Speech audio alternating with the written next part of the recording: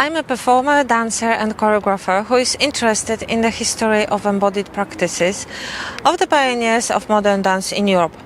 My passion for this dance style developed when I studied Laban movement analysis in Coderts, Rotterdam and Eurolab in Berlin. It took me 5 years to embody the specific movement qualities and to develop my collection of footage, exercises, syllabuses, pictures and drawings of dances created by the pioneers which originated in Germany.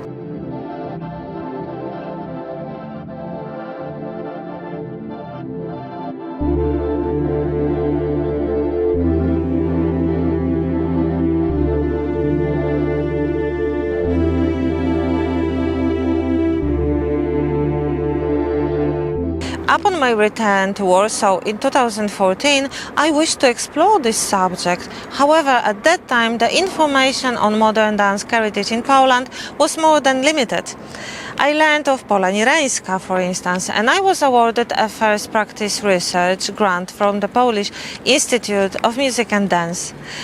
Inspired by Musée de la Danse by Boris Sharmat, I premiered my solo choreography in 2015, and the next year I extended the idea to the Warsaw Museum of Dance, inviting other choreographers to join me. That time I explored the dance biographies of Polish pioneers of modern dance, some of whom are recognized as being of other nationality living abroad or Germans living in Poland.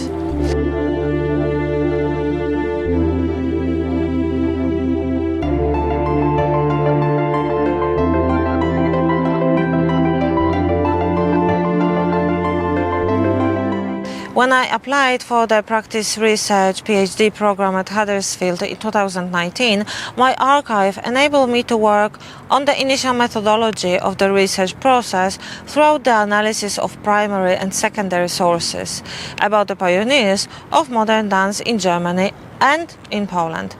Premiering my choreographies in public, I met Krystyna Mazurówna, the famous Polish dancer, who introduced me to 100-year-old Natalerska, one of the Polish pioneers of modern dance.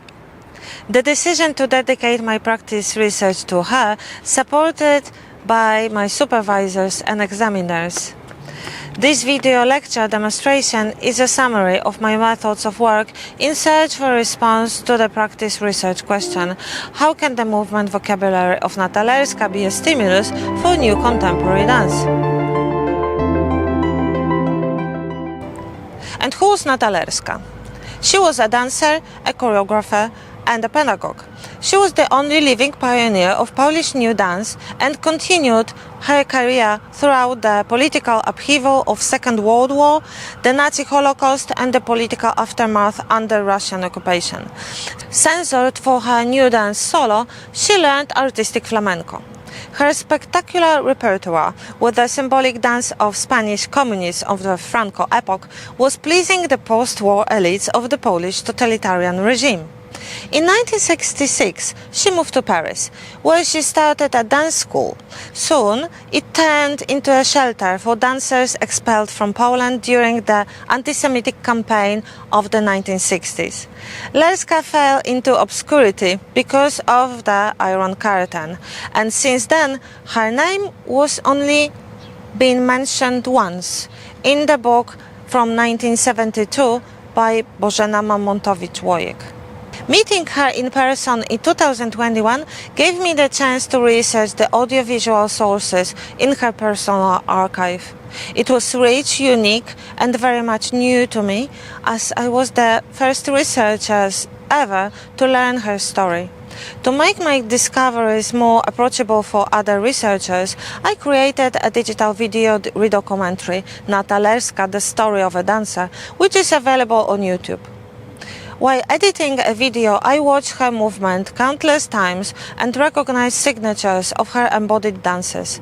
Talking to her, I continued the source analysis of embodied research, observing her gestures and postures, mimicry, miming, and acting out stories, body motions and embodied dances that she was able to perform at her age.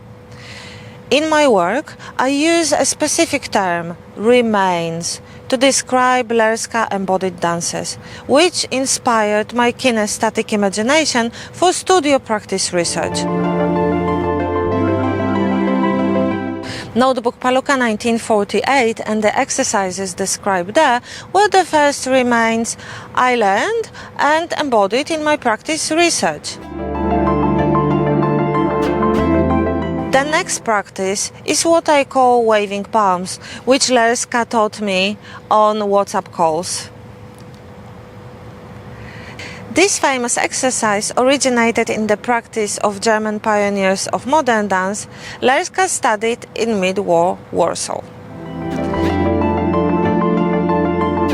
Remain number 3 is the specific notion of legs, characteristic of flamenco, which Lerska was performing for me when we were making a movie. For the purpose of this thesis, I used to call them instant steps. The last remain is the Zoom footage of my last conversation with Lerska in 2021 when we were playing with a digital mirror and enjoyed creating visual narrative. Over my practice research, I recognized Lerska movement signatures and I used the term remains to name this unique movement phenomena.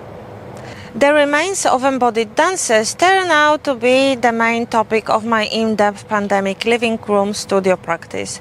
I chose them through the kinesthetic resonance, which was informed by a lively interest in learning, repeating, embodying, developing, and improvising. The starting point of this process was a remain, and I developed a method of creating new contemporary dance that resulted in an outcome I called a response. My work then is composed as a nexus of 4 remains of Lerska's embodied dances and 4 choreographic responses. In terms of terminology, the improvisation of falling in duets and the circle of 8 steps are the original names of exercises, but soft knee, waving palms and instant steps are the ones I coined myself for the use of this research. In my search of how the movement vocabulary of Nata Lerska could be a stimulus for new contemporary dance, I developed a motion system.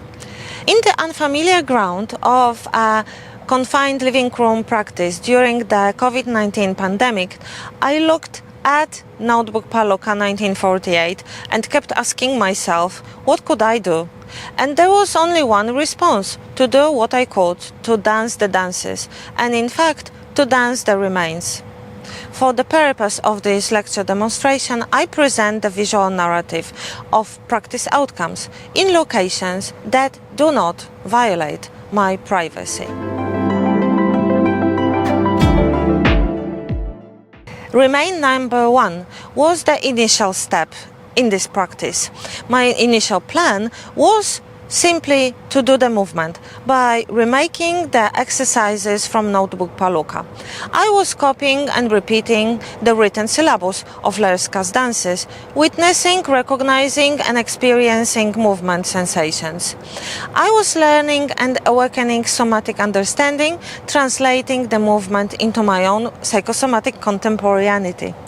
The next phase, which was to undo these movements, was also the first part of a creative practice, research, strategy, and included reversing, repeating, looping, enlarging or reducing, improvising with small, medium or big kinesphere, and translating the movement for other body parts through successive, sequensive or simultaneous motion. Improvising different rhythms in different body parts, experimenting with the original phrasing and flow in search for an unknown meaning of a new dance.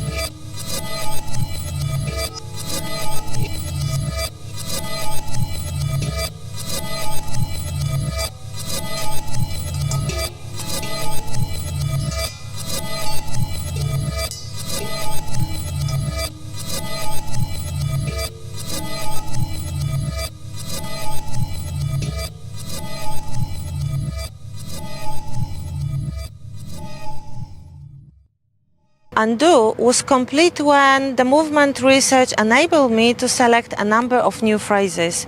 I chose only these movements that I had never done myself or had never seen anyone else do. In the process, I rejected movements that seemed not new enough to support my research question. However, the movement vocabulary created through this process still needed to be integrated into my own psychosomatic structure, motion style, kinesthetic abilities, dance skills, and aging body. To make it, I applied the strategy of forget. I gathered all new dances and dancing them during outdoor rehearsals, in nature or any other place, with music or without, in sneakers or bare feet, integrating my dance with the wind and trees and own psychosomatic experience, enabling the inner dramaturgy of the dance to evoke, integrating new movement vocabulary in an etude and developing its new emotional palette, making the dance my own new creation.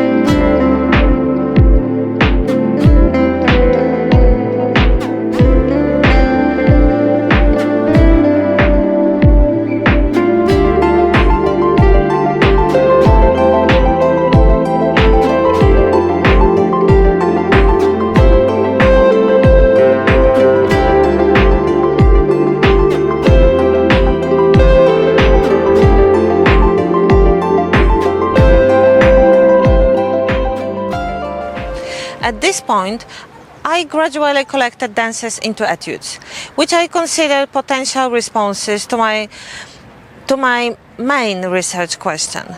My new goal was to repeat the newly created dances straight from memory, calling on the memory of my body in motion, accumulating all movements. I was recalling phrases, sequences, and combinations and performing new etudes in search of their original flow, discovering their timing and rhythm, choreographing the score of improvised structure. And then I aimed the work to become my own signature solo. The process of repeat was over when the dance gathered its own distinctive features, becoming unique and undeniably autonomous. My dance felt to me like nothing more and nothing less than just a coherent story. However, ways of staging were still to explore.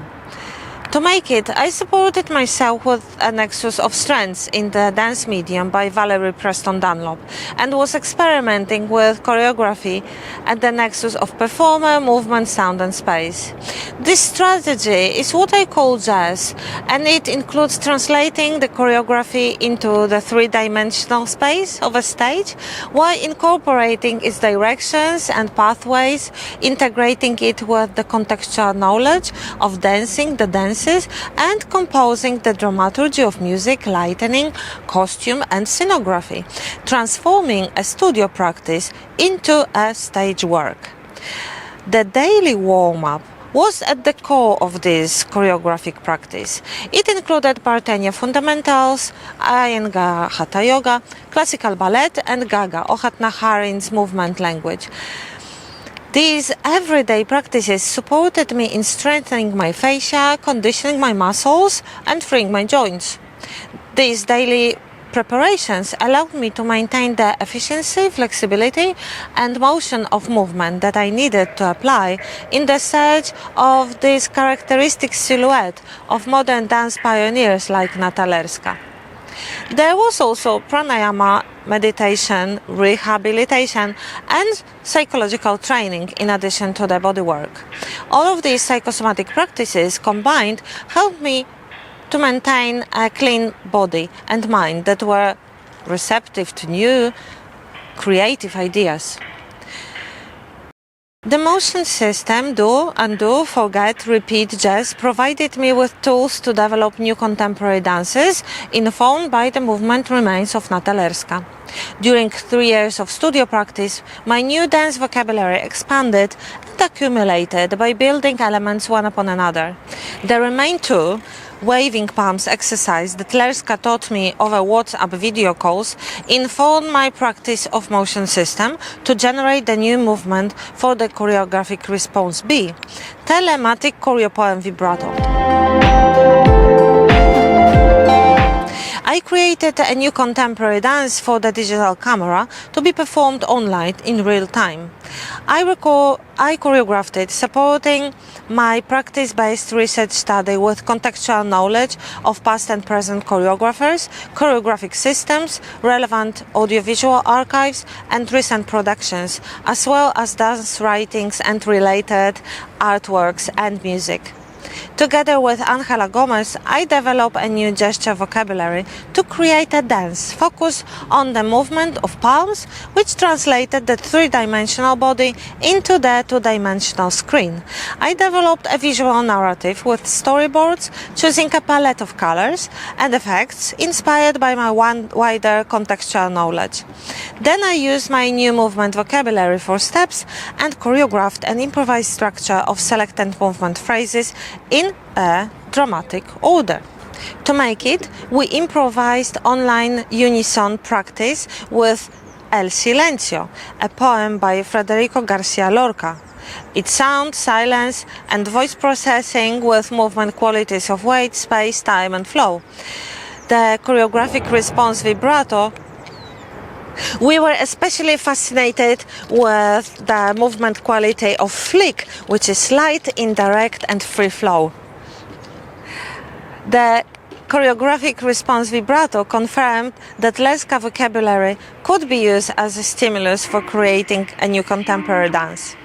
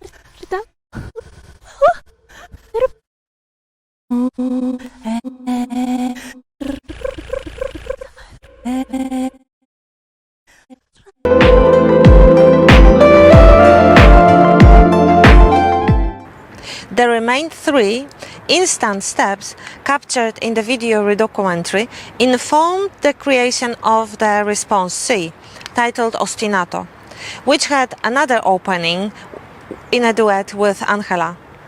We decided to experiment with the idea of juxtaposition by presenting simultaneously improvised structures developed apart. My solo studio practice focused on the development of instant steps with the tool of the motion system and its stimulus to create new contemporary dance.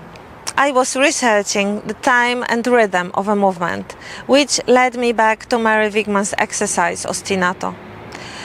Analyzing the dance of La Argentina, the role model of Lerska, I understood the concept of simultaneous performance of different rhythms in the upper and lower body.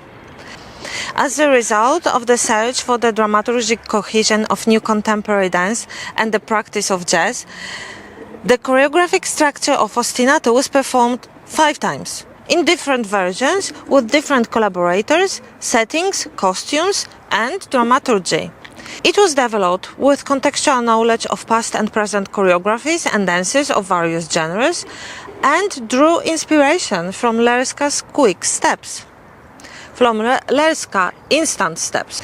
In the first staging, Angela Gomez and I had an intensive period of online practice and research exchange concerning the integration of movement and sound.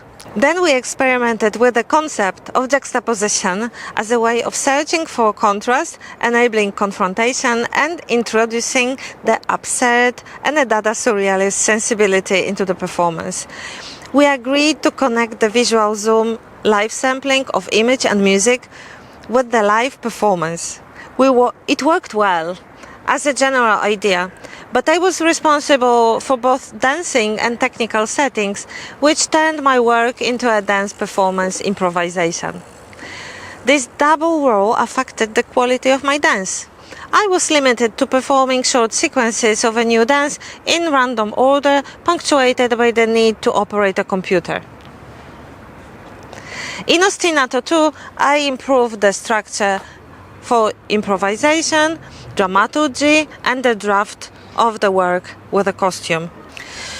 Unfortunately, the amount of technical equipment required for the setup consumed all the time for dance rehearsals. As a result, a stand with a microphone and wires was placed exactly in the center of the stage, preventing me from performing my choreographic compositions. During the creation of this staging, I came to the conclusion that live electronics and improvised dance structures do not stimulate new contemporary dance that draws inspiration from Lerska's dance legacy.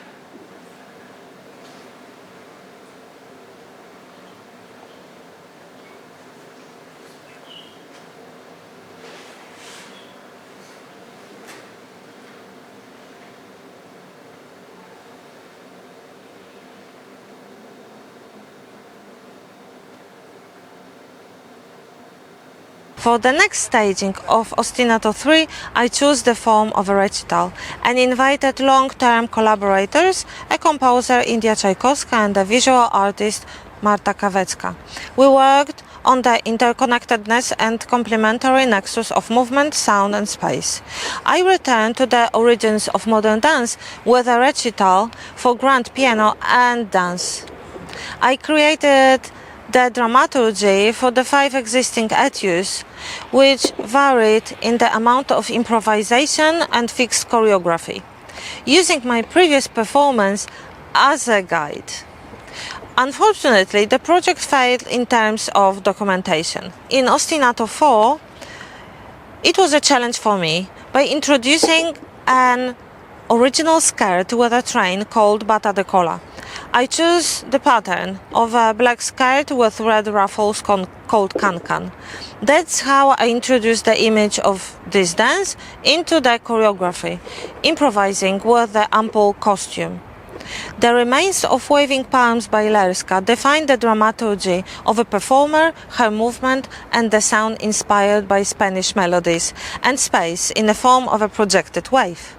The disadvantages of this staging were studio lights and an electronic piano. The strategy of jazzing resulted in staging my complete design in Ostinato 5, filmed with 4 cameras. Solo staccato is the response to the last conversation with Lerska, where I researched how the embodied remains of her repertoire can stimulate new contemporary dance.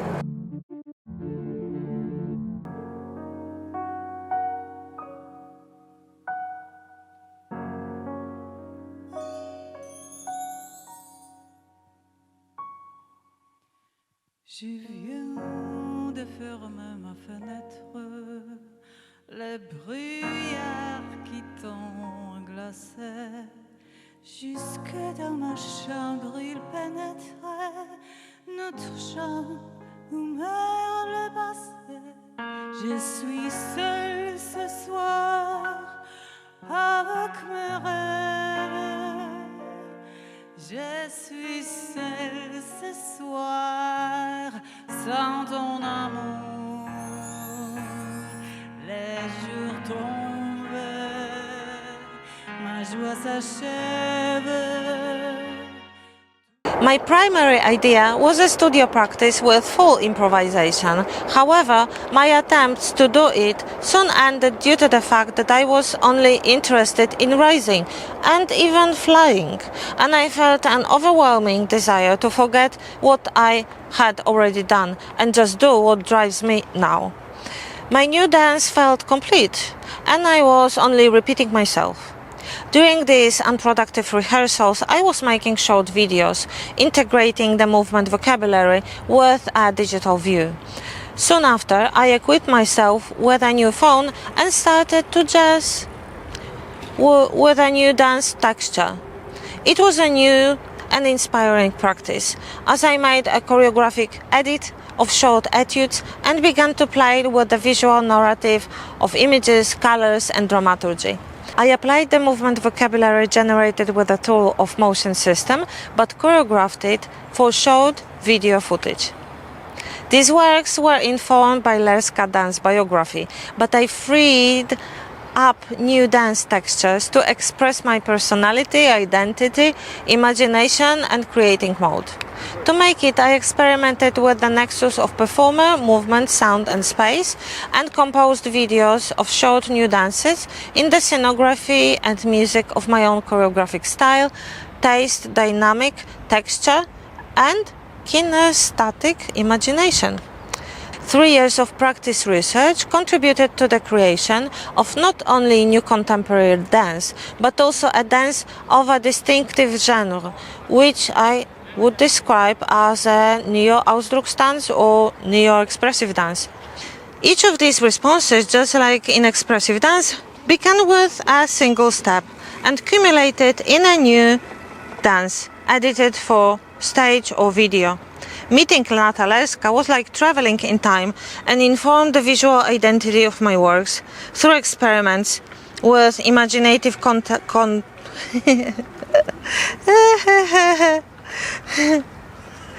Meeting Renata Lerska was like traveling in time and informed the visual identity of my works through experiments with imaginative concepts of 2, 3, and 4 dimensionality of our lives. It made me reflect on human existence on Earth, the human body, learning dances and forgetting them.